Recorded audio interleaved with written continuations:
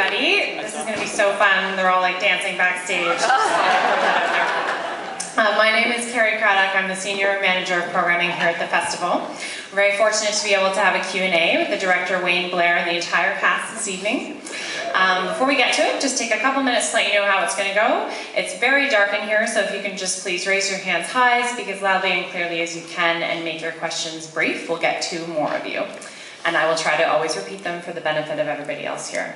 Okay, without further ado, please join me in welcoming back to the stage the director and cast of Sapphires.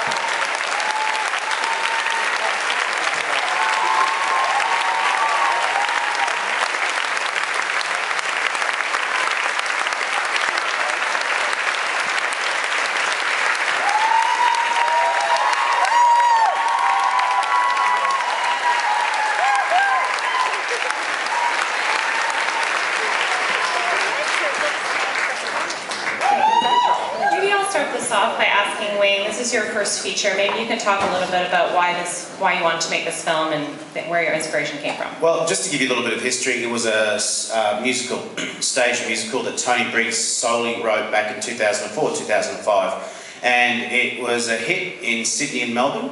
And after that, Tony Briggs, the writer, got a number of phone calls from producers in Australia and around the world to make it into a film.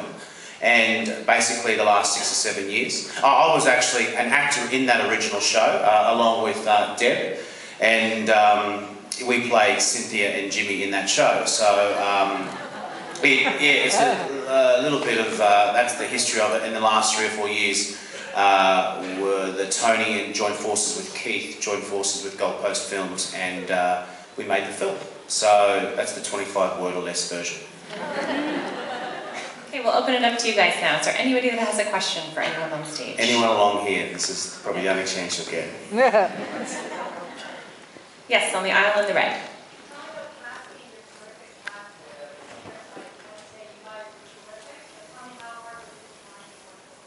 So there's just a compliment about all the singing in the movie. You guys are fantastic. And just a question about how you went about casting everyone.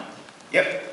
Basically it took about 8 to 10 months, and we looked at sort of any Indigenous girl in Australia. We sort of went through the internet, through casting. Nikki Barrett casted out of Australia. So that took 8 to 10 months, and then we saw about 150, and we cut it back and got callbacks after callbacks, and then we got down to these last 4. So it was that basically, because we wanted to see if we can unearth some talent in Australia with these 4 sisters. And I suppose the primary sort of mission statement was to get 4 girls that would be a tight family. Not only for the production or principal photography and the rehearsals beforehand, but for the journey the film has done in the last 6 months. And we got the 4.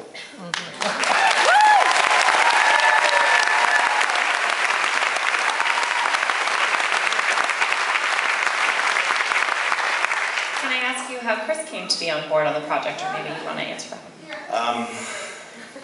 Chris, do you want to answer that?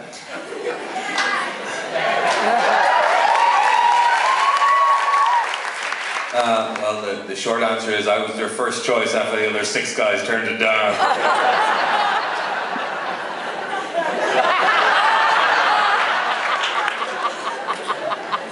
Yeah, the original script was an English person, and when I saw Chris in LA, the film Bridesmaids, and had a couple of conversations, and it was a no-brainer. And the writers, producers, and myself, just all his Irish sensibilities, and we just sort of bled into the script. It was just done overnight like that, and he's obviously great as well.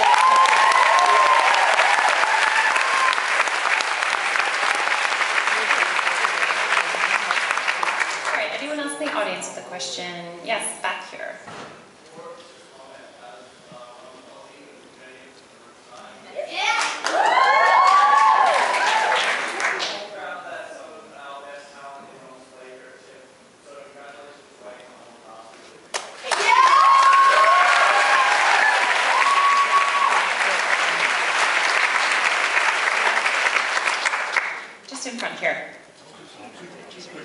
Repeat the question.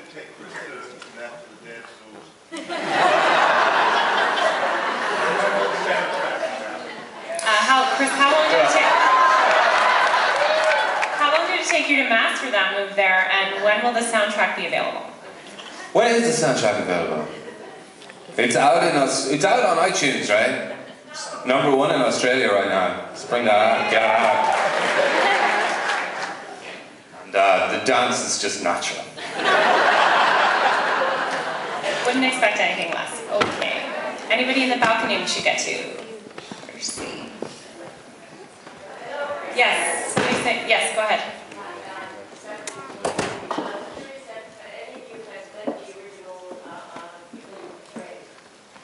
In preparing for the film, did any of you meet the actual real woman that you portrayed? Yeah, we were fortunate enough to meet with the aunties before we started filming, whilst we were filming, and we've had a lot of contact with them the last few weeks since the film's been released in Australia. They're amazing, inspirational women who have done a bucket load for the Indigenous communities over the last 40 years, and it's an honour to portray them.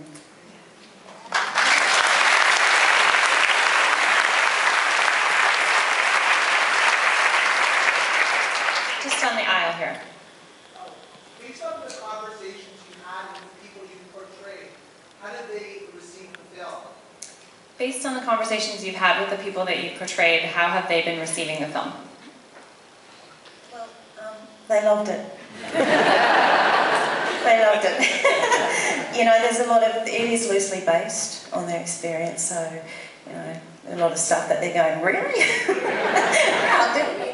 But no, I mean, for them, at the time when they were singing back in the 60s, for them it was just about music and about singing. I don't think they themselves recognised the extraordinary achievement that they were doing within their own lives. And I think this film has sort of brought that attention and that reality to them, which is really wonderful to see. So when we premiered in Australia in Melbourne, everyone stood up for the aunties, and that was such a beautiful moment. They took it all in, and it was great.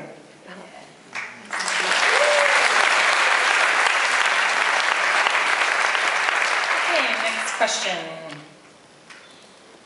Anybody up there?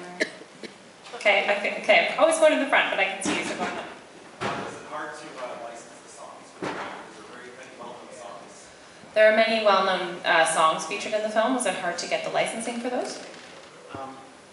It's funny, yeah, we sort of, the writers, yes, it was. But it's funny, the majority of the songs you'd think were hard to get, but, you know, say half, they were our favourites, like the Jackson 5, Who's Loving You, was very easy. In a sense, it's still a lot of phone calls and a lot of emails.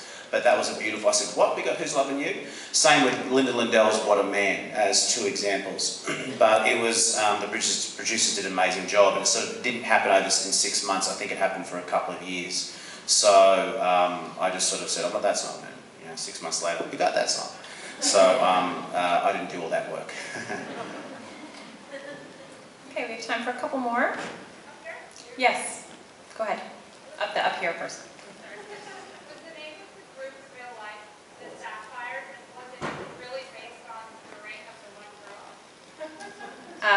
So was the name of the real group the Sapphires, and was it really based on, pardon, what was the last part?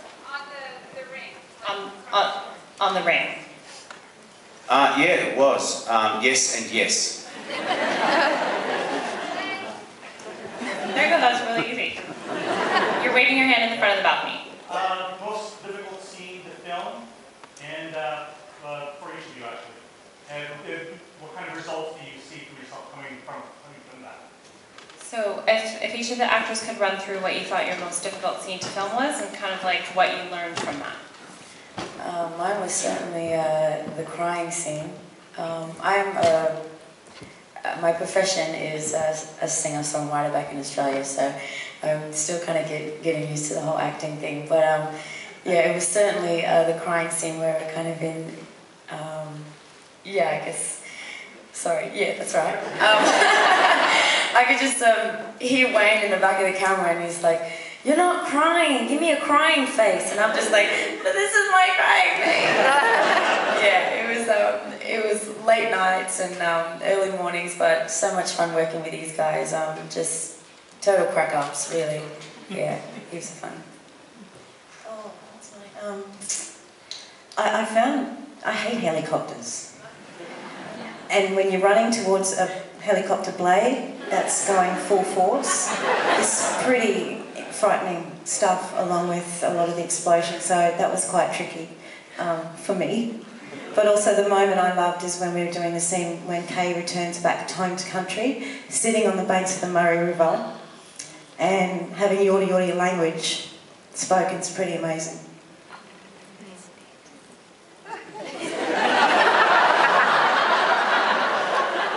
I'm gonna go with being shot.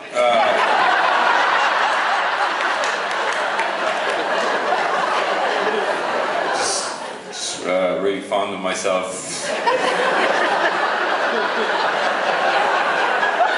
Just don't like to see me getting hurt.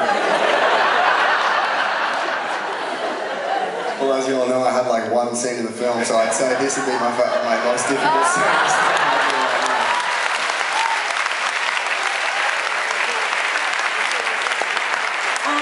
Mine's kind of boring.